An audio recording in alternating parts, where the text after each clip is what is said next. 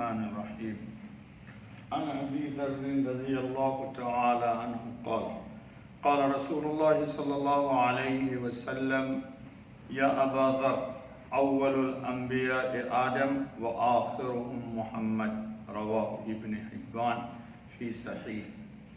حضرت ابو ذر رضی اللہ تعالیٰ عنہ سے روایت ہے کہ رسول اللہ خاتم النبیین صلی اللہ علیہ وسلم نے ارشاد فرمایا، اے ابو ذر، انبیاء علیہم السلام میں سب سے پہلے نبی آدم علیہ السلام اور سب کے آخر میں محمد صلی اللہ علیہ وسلم ہیں۔ اس حدیث کو ابن حبان نے اپنی صحیح میں اور ابو نعیم نے حلیہ میں اور ابن عساکر اور حکیم ترمذی نے روایت کیا ہے۔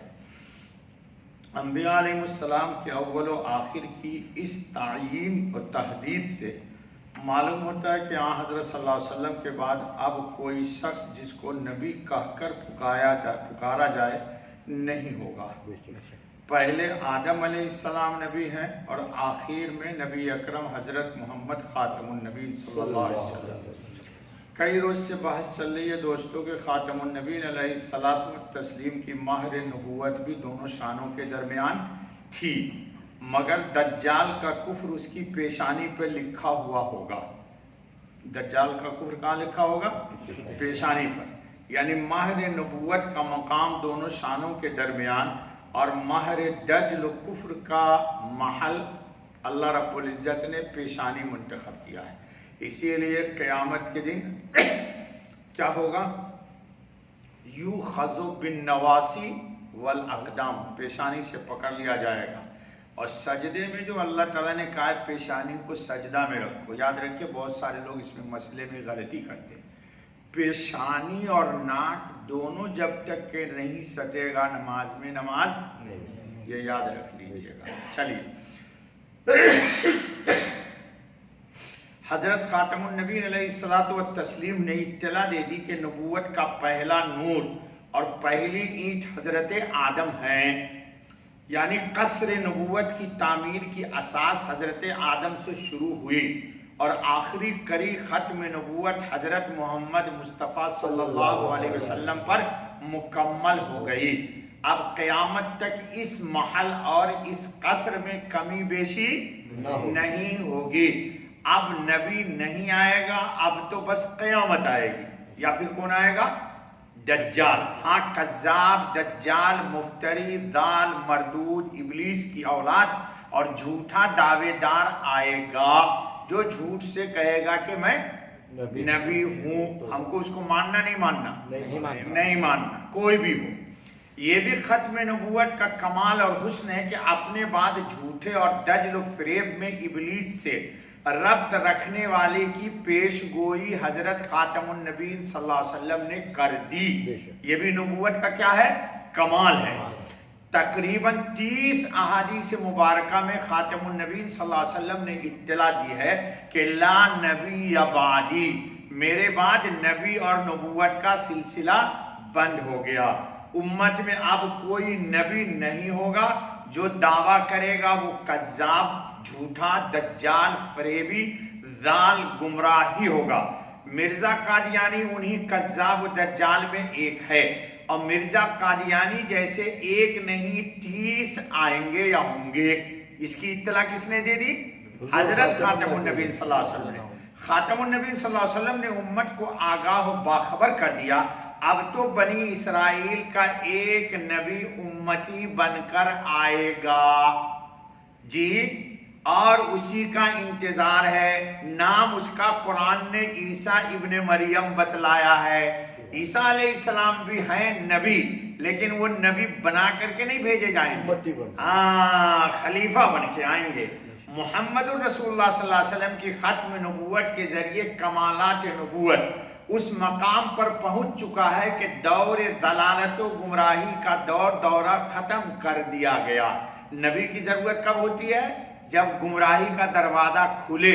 اب ہدایت اتنی آ گئی نبی اکرم کے ساتھ کہ اب ضرورت، اب جدید اور نئے نبی اور نبوت کی ضرورت دنیا میں باقی نہ رہی۔ اب نئے نبی نہیں آئیں گے بلکہ قیامت آئے گی۔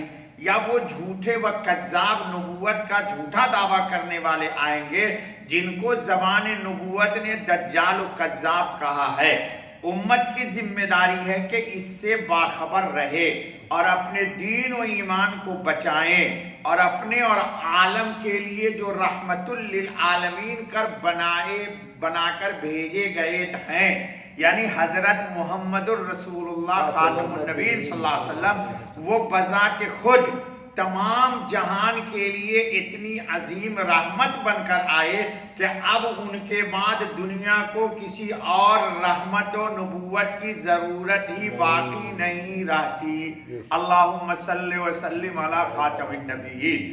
بلکہ جو ان کی رحمت سے اعراض کرے گا، منہ موڑے گا، کہیں اس کو امن و امان اور پناہ نہیں ملے گا۔ نہ دنیا میں امان ملے گی، نہ ایمان ملے گا، اور نہ قیامت میں مغفرت ملے گی، نہ اللہ کی طرف سے نجات ملے گا۔